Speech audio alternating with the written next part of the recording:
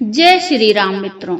श्री राम जी की कथा में हनुमान जी का आना कैसे प्रमाणित हुआ। एक जगह पर श्री राम की कथाएं चल रही थीं। एक साधु महाराज श्री रामायण कथा सुना रहे थे। लोग आते और आनंद विभोर होकर जाते। साधु महाराज का नियम था, रोज कथा शुरू करने से पहले आइए हनुमंत जी विराजिए कहकर हनुमान जी का आवाहन करते थे। फिर 1 घंटा प्रवचन करते थे। एक वकील साहब हर रोज कथा सुनने आते। वकील साहब के भक्ति भाव पर एक दिन तर्कशीलता हावी हो गई। उन्हें लगा कि महाराज रोज आइए हनुमंत जी विराजिए कहते हैं, तो क्या हनुमान जी सचमुच आते हैं? अतः वकील साहब ने महात्मा जी से पूछ ही डाला, महात्मा जी, आप रामायण की कथा बहुत अच्छी कहते हैं, हमें बड़ा रस आता है, परंतु आप जो गद्दी प्रतिदिन हनुमान जी को देते हैं, उस पर क्या हनुमान जी सचमुच विराजते हैं? साधु महाराज ने कहा, हाँ, यह मेरा व्यक्तिगत विश्वास है कि राम कथा हो रही हो तो हनुमान जी अवश्य पधारते हैं। वकील ने कहा, महाराज, ऐसे बात नहीं बनेगी। हनुमान जी यहाँ आते हैं, इसका कोई सबूत दीजिए। आपको साबित करके दिखाना चाहिए कि हनुमान जी आपकी कथा सुनने आते हैं। महाराज जी ने बहुत समझाया कि भैया, आस्था को किसी सबूत की कसौटी पर नहीं कसना चाहिए। यह तो भक्त और भगवान के बीच का प्रेम रस है, व्यक्तिगत श्रद्धा का विषय है। आप कहो तो मैं प्रवचन करना बंद कर दूं या आप कथा में आना छोड़ दो।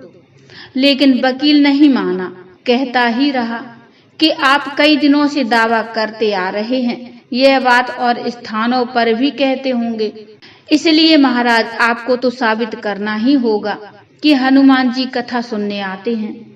इस तरह दोनों के बीच वाद विवाद होता रहा। मौखिक संघर्ष बढ़ता चला गया।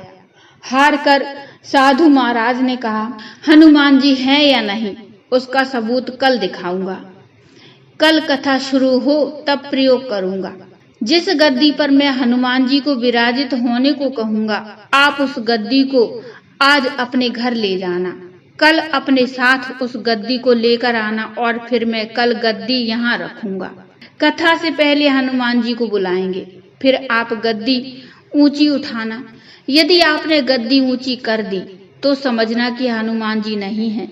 वकील इस कसौटी के लिए तैयार हो गया। महाराज ने कहा, हम दोनों में से जो पराजित होगा वह क्या करेगा, इसका निर्णय भी कर लें। यह तो सत्य की परीक्षा है। वकील ने कहा, मैं गद्दी ऊंची न कर सका तो वकालत छोड़कर आपसे दीक्षा ले लूंगा।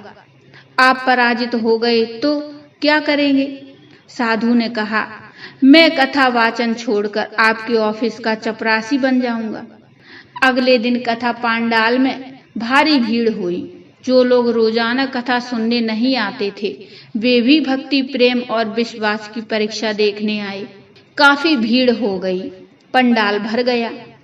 श्रद्धा और विश्वास का प्रश्न जो था। साधु महाराज और वकील साहब कथा पंडाल में पधारे। गद्दी रखी गई।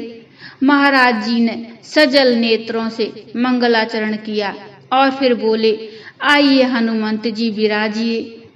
ऐसा बोलते ही साधु महाराज के नेत्र सजल हो गए।